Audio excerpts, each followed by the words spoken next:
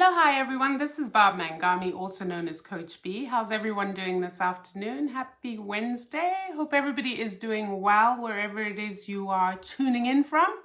Please let me know. Say hi as you come on. Let me know where you're coming in from. Hey, Benga. Oh my gosh, look at this. Thank you for tuning in. I appreciate you. If you are watching me on the replay, sorry I missed you, just type replay in the comments and I will be sure to follow up with you, find out how you are doing.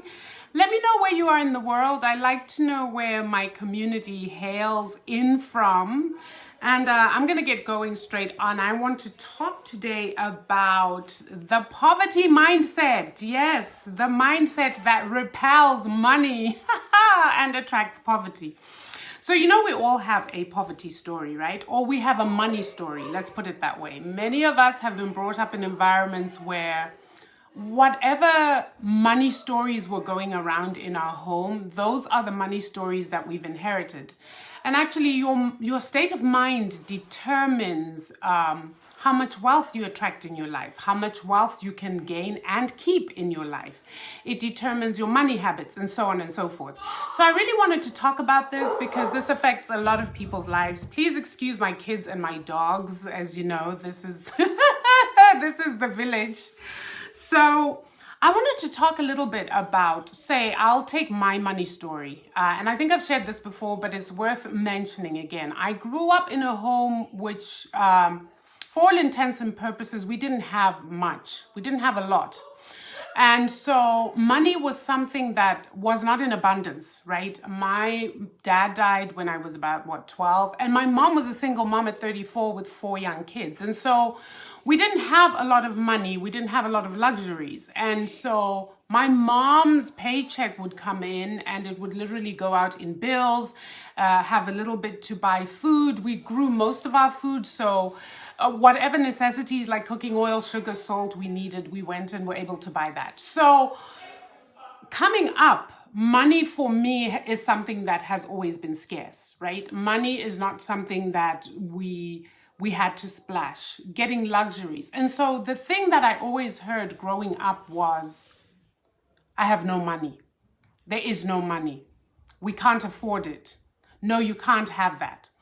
And so that became my money story. Hey, Sosa, how are you? And this money story is the one that you carry into adulthood, no matter what's going on. I, for example, never once saw my mom balance a checkbook because there was no need to balance any checkbook. There were no savings. Her money came in, her money went out. By the way, guys, if you get any value from this, please pass it along. I'd appreciate you. And so yeah, money would come in and as soon as it was in, it was gone. Memories of my mom always trying to put pennies together in order to have something happen. The one thing I'm really thankful for that I learned from my mom is my mother never borrowed from anyone. And one thing she did teach us that's a positive is that my mother taught us to live within our means. If we could not pay cash for it, that was it. My mother was not into credit. She was not into owing people anything. If it wasn't there, it wasn't there. We couldn't have it. That was that.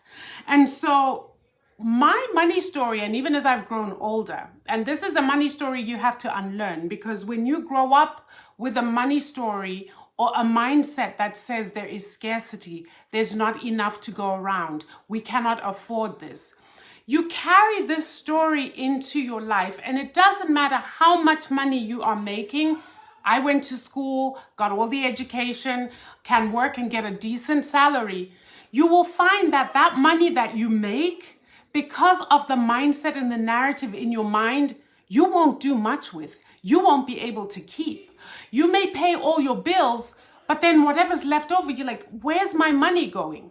Because you're so accustomed to not having a mindset or the story that says you can save some of your money. Your money comes in and easy come, easy goes.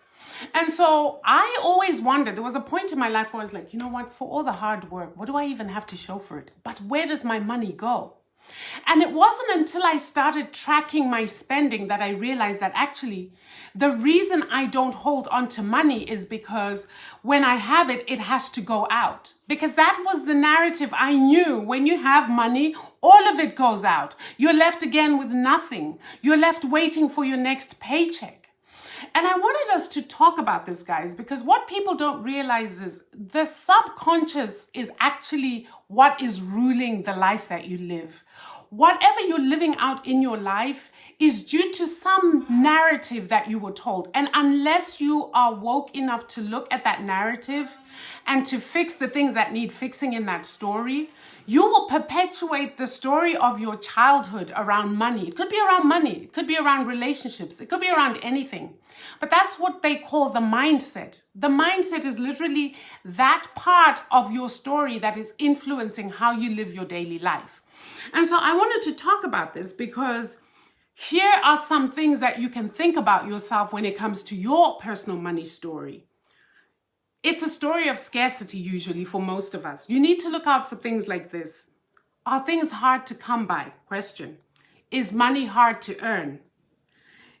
Do we deny ourselves the things that we really want? Not necessarily because we don't have the money, but because we have told ourselves that we don't deserve it, right? We've told ourselves that we cannot afford it. You have to think about some of these things.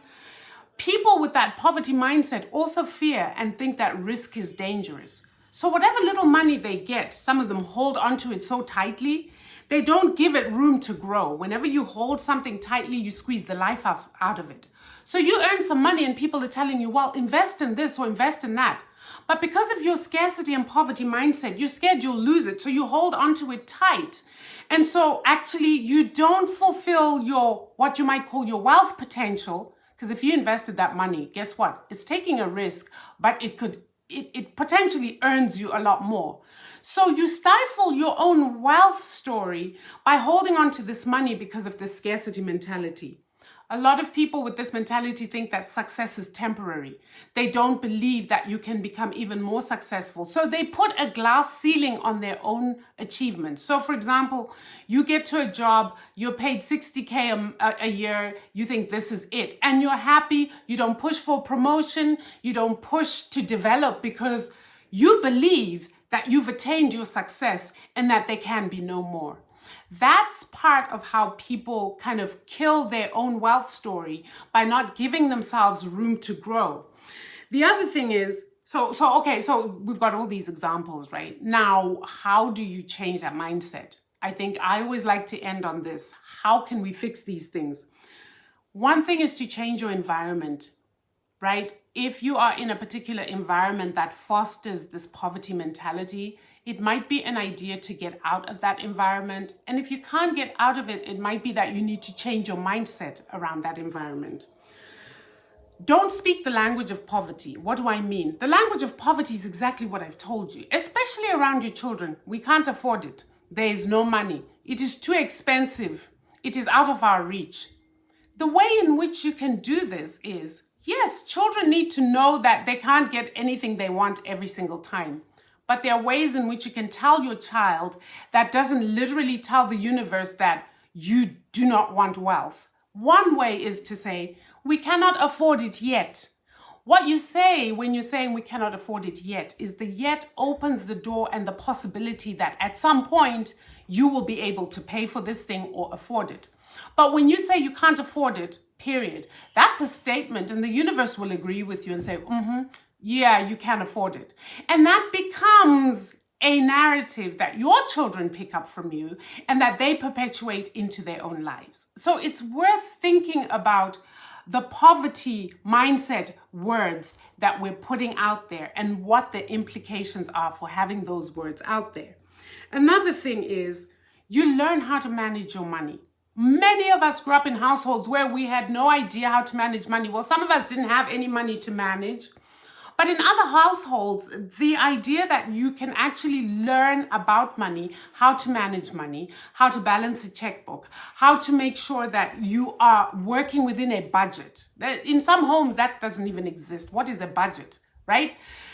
And then whatever's left over, you put away. You put away either in a savings or you put away in different kinds of investments that will help grow your money. Many of us did not grow up with that. And I know there are a lot of privileged people who do grow up like that, and they take it for granted that the rest of the world is like that. Believe you me, I think majority of people in the world have no financial literacy or financial hygiene. We are not taught these things in school either. Right? They don't teach it in school in the West, and certainly they don't teach it in school in Africa where I grew up, right? Self-sabotage is another thing that many of us do. If you don't get your mind around your money conversations, the conversations you have with yourself around money, you can sabotage opportunities that come your way to build wealth, right? Because of the poverty mentality. Somebody offers you a business opportunity. The first thing you say is, I can't afford it. The next thing you say is, you know what, it's too expensive. That kind of wording is the kind of wording that literally will close up any channels that may come your way for you to improve your wealth situation. You teach your children, this is really important, teach your children by showing them. Teach your children about money. Many of us don't like having money conversations because most times, especially in a household, they can be very uncomfortable, especially if people, because remember, you bring your money story into the home, your spouse brings their money story into the home, and there could be totally different money stories. And somehow you got to find a way to create a positive and healthy money story for the sake of your children. And a lot of times this doesn't happen. There's a lot of wrangling around issues of money. One person thinks this person spends too much, or this one thinks this one is too frugal, or is a penny pincher. And somehow you got to find a way to come up with a story that is healthy for you both and for your children. And that's really important. The other thing is you gotta get rid of this idea that money is bad. Money is not inherently good or bad. Money is neutral. Money is. But I always say to people, if you were a bad person, if you were a horrible character before you had money, you'll be a horrible character after you have money.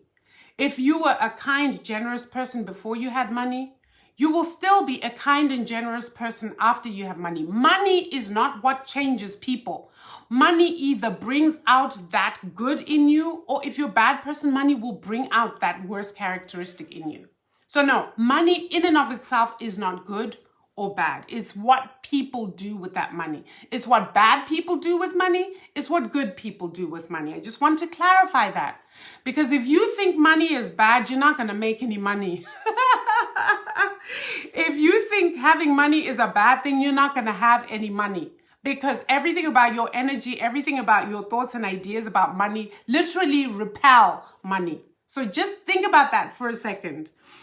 So I just wanted to come here and share these tips with you guys. If you found anything useful in them, please share out to your friends, share it out to your peers, share it out to some of your younger friends. I think these are conversations that, you know, we as adults need to be having with young people. I will definitely put this up on my podcast for some of the young women that I mentor so that we start getting that money conversation right. There is absolutely no reason why people cannot manifest the kind of wealth they want in their lives.